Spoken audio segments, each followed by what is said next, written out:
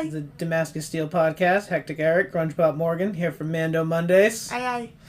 We just finished the latest episode of The Mandalorian. What'd you think, Morgan?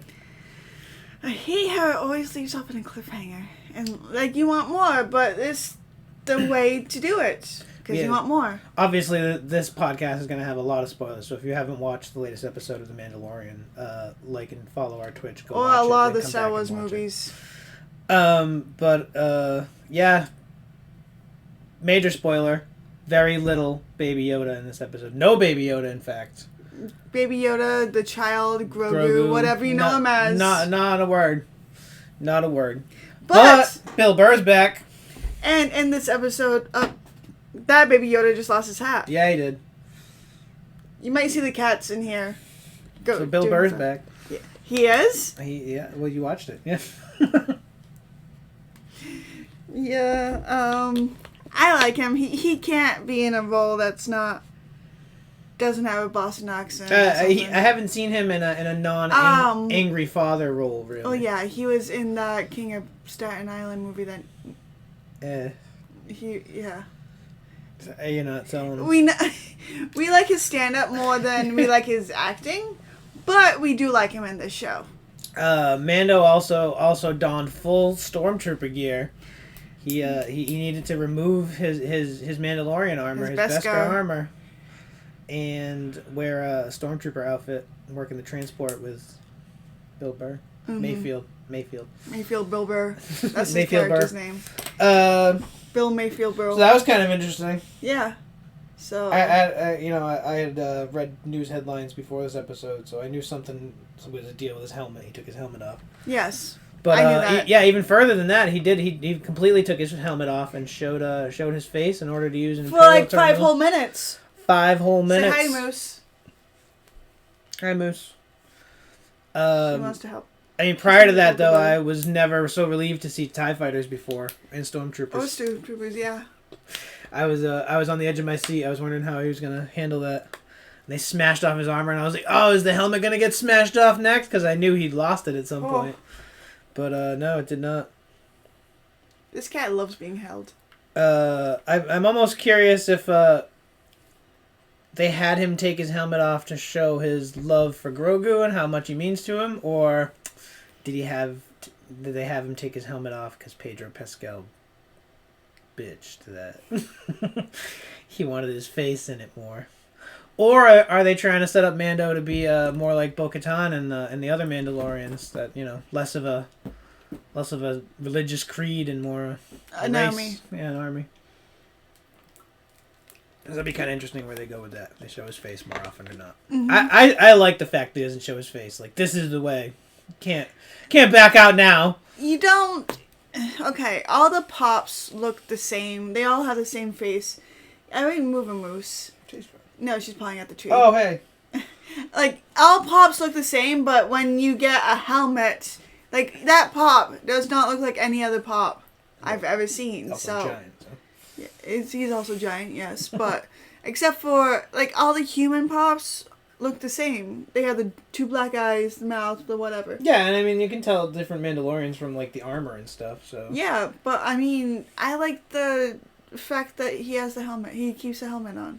Right, and then what are we going to see? A pop without him with the helmet on? With the helmet. Yeah, holding the helmet. Like that's holding the stormtrooper helmet. I don't agree. This is the way. That's not the way. That is not the way.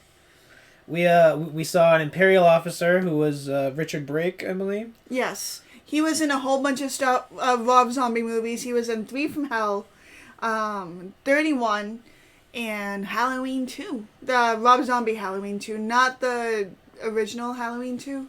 That had Dana Carvey in it, though. I know this stuff. So he gets blasted by Mayfield, and I was like, "Oh, you're messing up, man." Mayfield Burr. You're messing up, Bill Burr. He was also kind enough though to agree that he never saw Mando's face, and everybody else who saw Mando's face was dead. So that was kind of interesting how they went with that. It was nice seeing more of a backstory with that character. We got more of Mayfield's backstory. Yes.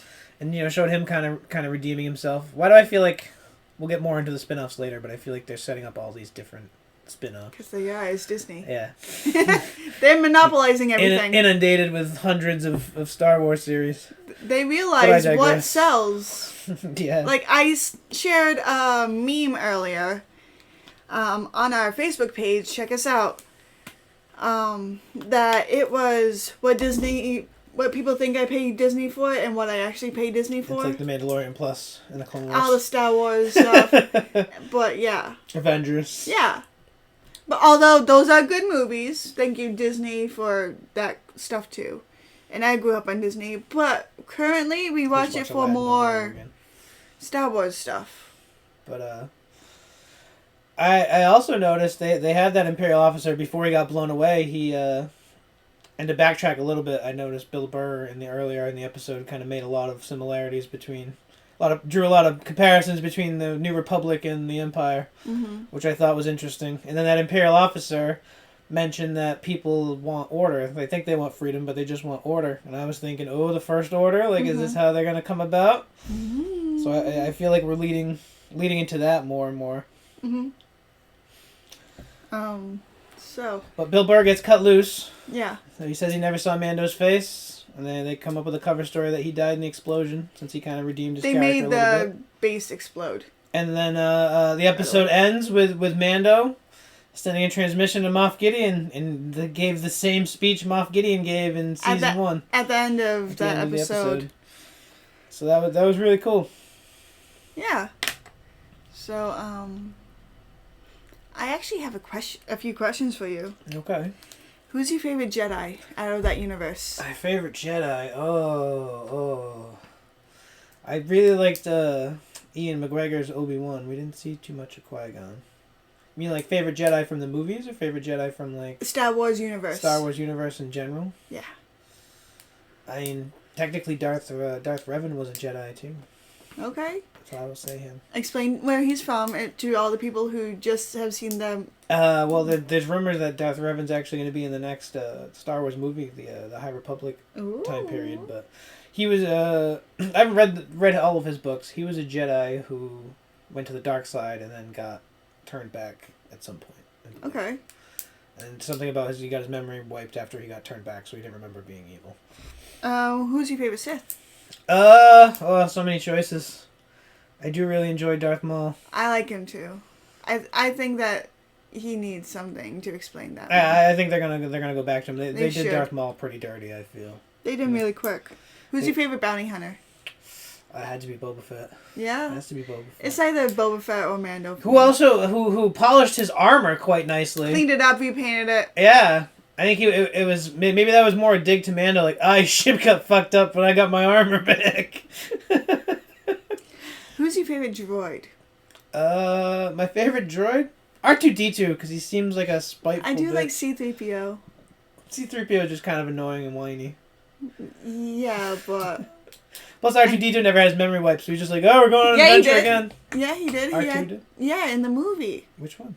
The latest Rise of Skywalker. They wiped C-3PO again. Yeah, that was C-3PO. Yeah, not R2. R2 had his memory wiped. Never mind. Yeah, you were talking about that. What is your favorite planet? Do you have one? I always liked Tatooine. Yeah, me too. I like Jabba's palace. I like the deserts and the Sarlacc pit. And the Tusken Raiders and the Banthas. And what's it called? The cantina. The cantina. The dangerous cantina. And what's your favorite Star Wars movie? Favorite movie? Oh. Okay, first things first. What's your favorite trilogy? The original trilogy. Okay, what's your favorite movie? And I always enjoyed Empire Strikes Back when I was a kid. And it's right up there with Return of the Jedi. Yeah? Yeah. From the prequel movies, Revenge of the Sith was my favorite. And from the new sequels, they're all yeesh. Yeah. They hype to Penelope. Hi, Penelope. I mean, I guess Force Awakens. I liked The Last Jedi. We watched that one again the other day. The other day. Rogue One was also good. Speaking of Star Wars movies, yeah, Disney has announced at least 20 new Marvel and Star Wars shows, including 2 spin-offs from The Mandalorian, the Ahsoka series, starring Rosario Dawson. Mm-hmm. And Pedro Pascal has mentioned that he imagines The Mandalorian is going to make an appearance there, so I'm sure we're going to see all kinds of crossovers. Mm-hmm. And then the other spin-off from Mando specifically would be Rangers of the New Republic, which I think is going to star Cara Dune. I forget what the actress's name is. I don't know. Also, the Obi-Wan series. Ooh. Hayden Christensen will be reprising his role as Anakin Skywalker, Darth Vader. Ewan McGregor.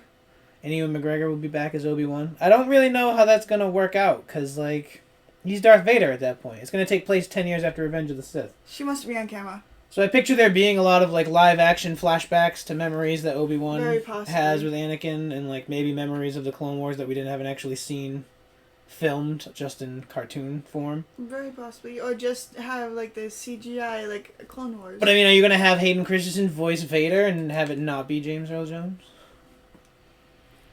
No, because how long in between... 10 years. In between the... She's helping. Hi. How long in between the first Mark Hamill movie and the last Hayden Christensen movie? Like 30 years? Something like that, yeah. Okay, so you have to think about that's James Earl Jones is voicing him 30 years later. Yeah, that's true. When at the very end of the last Hayden Christensen movie, he was Darth Vader. He did his voice for Darth Vader. He gave us the It was a mechanical thing. No. Yeah, that was him. It was with like a voice thingy. Poor guy. And Hayden Christensen got older. And they can do makeup for that. But also, Ewan McGregor got older because this was 30 years ago also. Yeah, I was going to say, 10 years from Revenge of the Sith, he is like 40 years in real time. So then again, this is in a galaxy far, far away. Oh, he looked pretty good in Birds of Prey. Ewan McGregor? Yeah. Oh, yeah. He still looked good. He didn't look like he aged that much. I like him when he's crazy. He plays crazy roles. But there's also going to be a Rogue One spin-off, which was probably the best received new Star Wars movie. Only well-received new Star Wars movie, I feel. And I guess a solo spin-off? They said a Lando series, which was kind of led into in Rise of Skywalker. Oh, yeah. Okay. Is it going to be the original Lando actor again, or is it going to be young? Billy D. Williams? Billy D. Williams. I think that if they want to portray more Lando's, like, what happened in between the Solo movie, or even before the Solo movie, like, his background. Yeah, he was already a gambler come the Solo movie. You could do or what he did between the Solo movie and then Empire Strikes Back. Yeah, Empire Strikes Back. Somehow got control of Cloud City. Yeah. But maybe we can see how or what happened. That would be really cool. Or even in the last Skywalker movie, that Poe Dameron, he had dealings with... He had an ex-girlfriend. Lando? No, not Lando. Poe. Oh, yeah. Like, I can see them going in that direction, too. Yeah. Kind of. Eventually. Really cool. And there's also another show coming called The Acolyte, which sounds like... Might be like maybe a Jedi apprentice. I don't know. The Acolyte. Sith. Mm-hmm. It's a tough one.